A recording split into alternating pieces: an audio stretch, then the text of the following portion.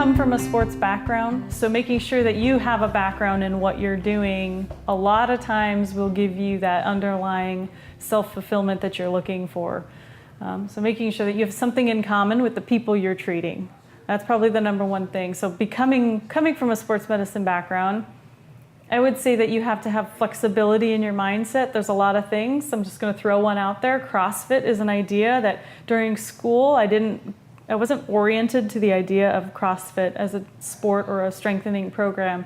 And parts of me wanted to say, this is too much in the box. These are too much Olympic lifts and not enough real life situations. But the more I learned about it, and the more I was flexible in my mindset to understand it's actually geared towards anyone of any age, as long as the coach is modifying what they're doing with the patient, that you have to be flexible in knowing a patient may come into the door and they are a CrossFit athlete or they participate in CrossFit. As much as I don't necessarily wouldn't want to do CrossFit, which I actually genuinely think is a good strategy for strength training, I have to serve the patient. Mm-hmm. So they can't come into me and say, I want to be able to do this lift in CrossFit, and you just tell them, no, sorry, you're not allowed to have that lifestyle because of this, and this. It's like, oh, well, let's break this down and see, why is this good? Why is this bad? Why is this functional?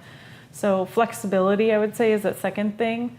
The third is making time for yourself. Oftentimes we are constantly giving exercises, giving programs for rehab, and we may even have our own things going on that we never address because we're so tired at the end of the day when we get home that we don't do our own self-care. So especially in that sports active lifestyle, you have to do your own flexibility. You have to do your own strengthening, your own cardio, so you can actually practice what you preach, more or less.